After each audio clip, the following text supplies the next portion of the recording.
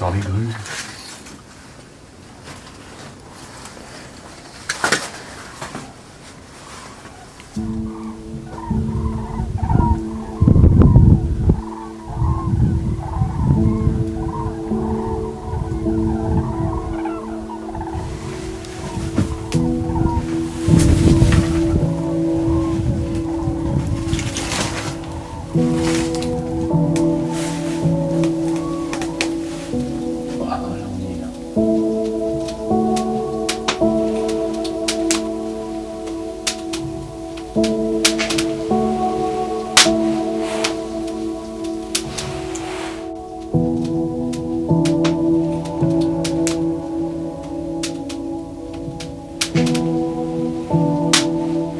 J'étais forestier longtemps, et quand j'étais forestier, un de mes boulots, ça consistait à aller repérer les limites, tu vois, les bornes, quoi, les limites des propriétés. Et c'est d'après ces bornes que se construit le paysage. C'est parce qu'il y a une borne, qu'il y a un propriétaire donné qui coupe sa parcelle, et donc tout d'un coup il n'y a plus de pin, et l'autre ne coupe pas. Et donc tu as des murs comme ça de végétaux. En fait c'est une élévation, comme en charpente, tu sais, en trait de charpente, quand tu traces une charpente, tu la traces au sol, on fait une épure au sol, et on dresse ensuite la charpente d'après cette épure. Et le paysage dans les Landes, c'est un peu ça, si tu veux. Il y a une épure, qui est le dessin cadastral des propriétés, et l'élévation, c'est le paysage. Et ce projet il s'inscrit là-dedans. Bientôt, on aura un mur carré, et puis cet espace un peu sauf, au milieu où il n'y a rien.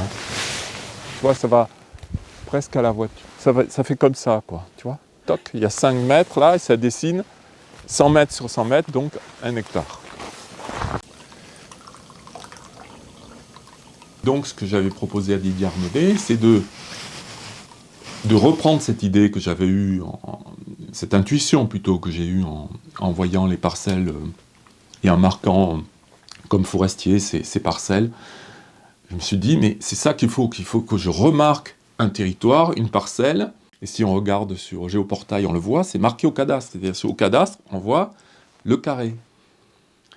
Les bornes qui sont censées délimiter cette parcelle, c'est 4 oreilles de lapin là, qui sont censées délimiter les 4 points cardinaux, au centre duquel il y a cette cabane où on est censé pouvoir se réfugier, venir s'abriter, faire un feu, faire du thé. Et l'eau, la source, ça veut dire que ce lieu est aussi habité par des forces telluriques, tu vois, souterraines. Je suis originaire de Lue, mon village natal, et dans ce village, il y a des croix de sauveté. C'est des colonnes réalisées en pierre, comme ça, un peu brutes, surmontées par une croix. Et normalement, au Moyen-Âge, les brigands, ils n'étaient pas pourchassés. Donc en cherchant un peu, tu t'aperçois que il y avait plein de guerres de religion, il y avait plein de... Et souvent, c'était les moines, quand ils voulaient bâtir un monastère ou bâtir un village, ils arrivaient dans un endroit où il n'y avait rien, ils plantaient ou ils délimitaient, alors je ne sais pas comment ça se passait avec les accords avec l'église qu'il y avait, bon, enfin, si tu veux, ils délimitaient une sauveté, donc un pourtour, et les brigands ou tous les gens qui voulaient, bon ben, si tu veux, ils travaillaient là, mais en même temps ils étaient tranquilles. J'ai refait ce projet aussi parce que j'étais inspiré par ça dans mon village natal. Ça c'est les 4 sculptures de sauveté, les 4 bornes, si tu veux. Alors elles sont en pierre, en alios, montées à la chaux, et surmontées par une oreille de lapin en aluminium. Tu vois, et ça c'est des pierres coquillères, c'est une pierre qui vient d'ici, qu'on a récoltée dans une carrière voisine, et qu'on a montée à la chaux, avec du sable d'ici, de l'eau qu'on a pris dans le puits. Tout on a fait d'une manière un peu comme ça. Et les socles, parce que le maçon avec qui je travaille m'a dit qu'il faut des socles. Et en fait, pas loin d'ici, il y avait un vieil observatoire des pompiers, où il y avait ces vieilles pierres qui traînaient. Elles font 2 tonnes chacune.